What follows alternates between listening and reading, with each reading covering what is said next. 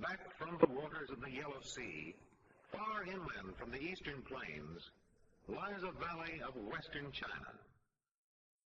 Cradling the valley are lofty chains of mountains to the east, to the north, and to the west.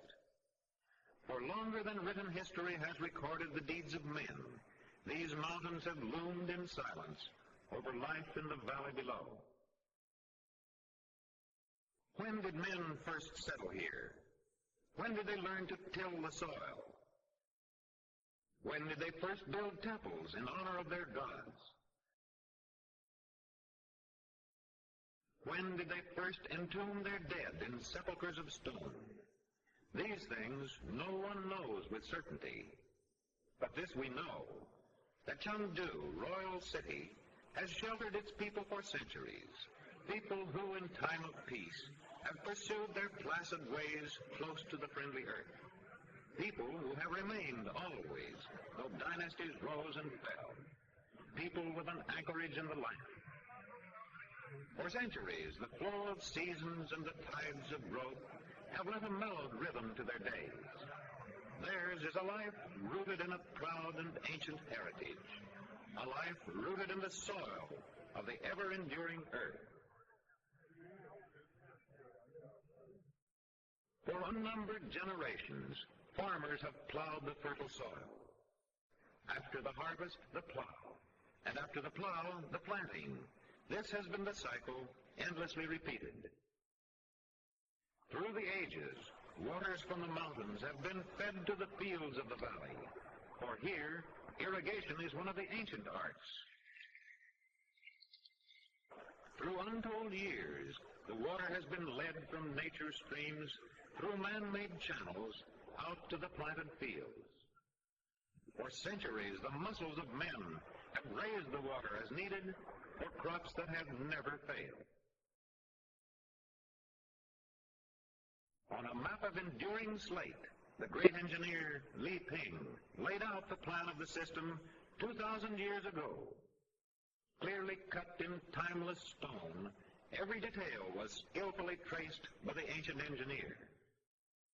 And the plan of 2,000 years ago still guides the flow of the waters to the fertile fields of the valley, where soil and water and men have met to provide a community's food.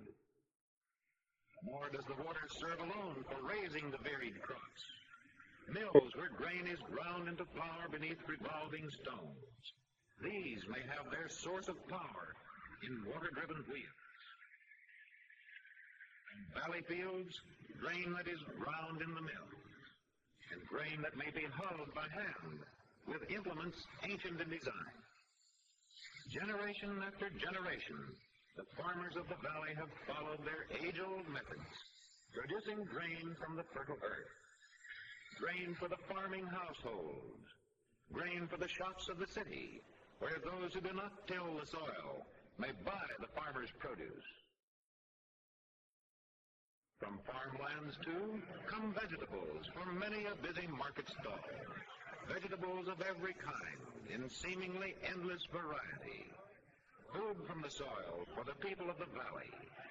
Food that the earth has yielded through the years. But the earth yields more than food.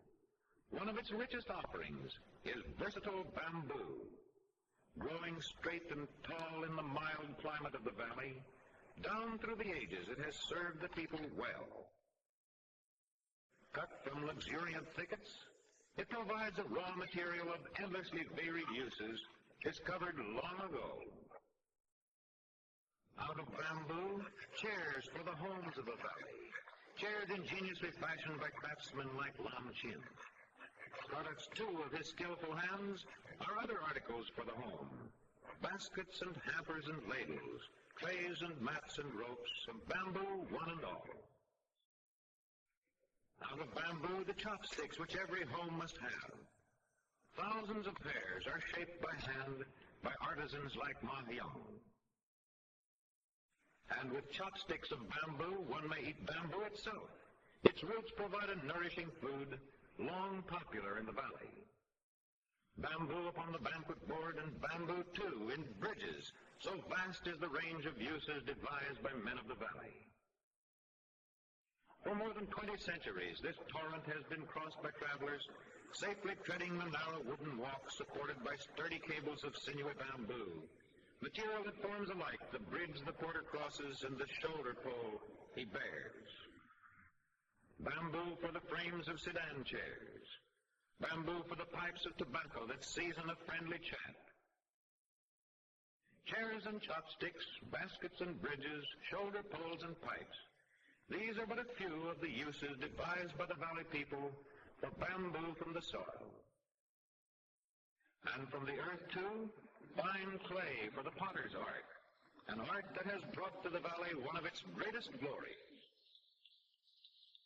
The craftsmanship of the potter of today is not of today alone. Its roots lie deep in traditional skill, perfected long ago. Through the classic dynasties of Tang and Sung and Ming, the potter's wheels revolved. Then, as now, was beauty shaped with patient artistry. Honored craftsmen of the valley, too, are silversmiths of well-earned fame.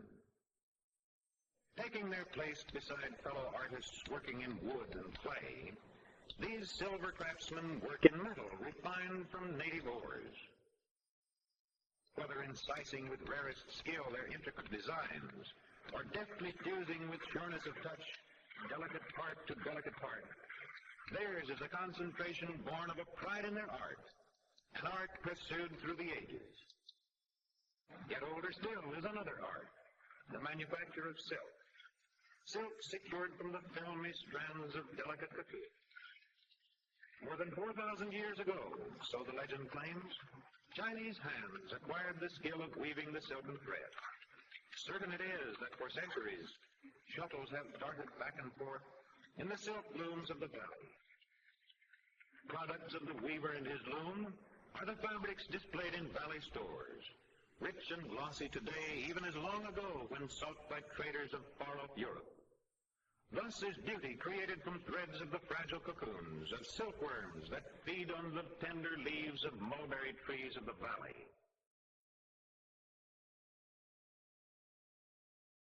As generations have come and gone, the mountain streams have flowed on.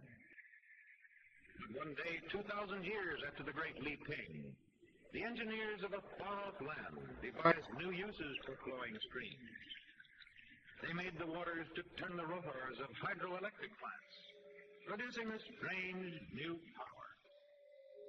To the valley came electricity, and there were men of the valley who mastered the skill required to handle this strange new force.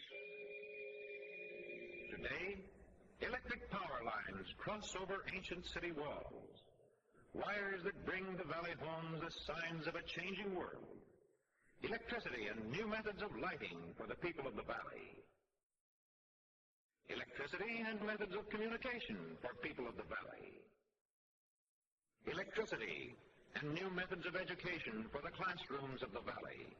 Use of the fruits of science for instruction in science itself. Yes, changes have come to the valley. One day, the farmer looked up from his work in age-old fields and saw a strange new carriage, a vehicle that could carry many people far and fast.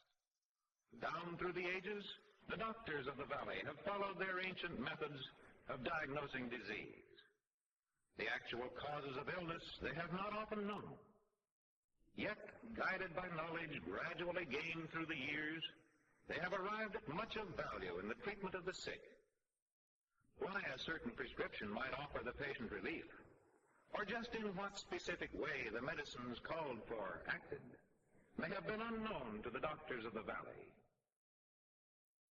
But the various mixtures of valley herbs have been of help for ages, though for reasons often obscure in medicine based on lore. But one day there came to the valley new methods of diagnosis, new practices for cure.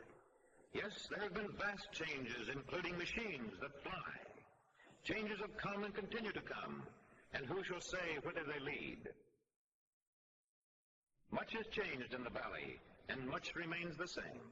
The farmer tills his fields today as his ancestors did in ages past. The people of the valley come and go.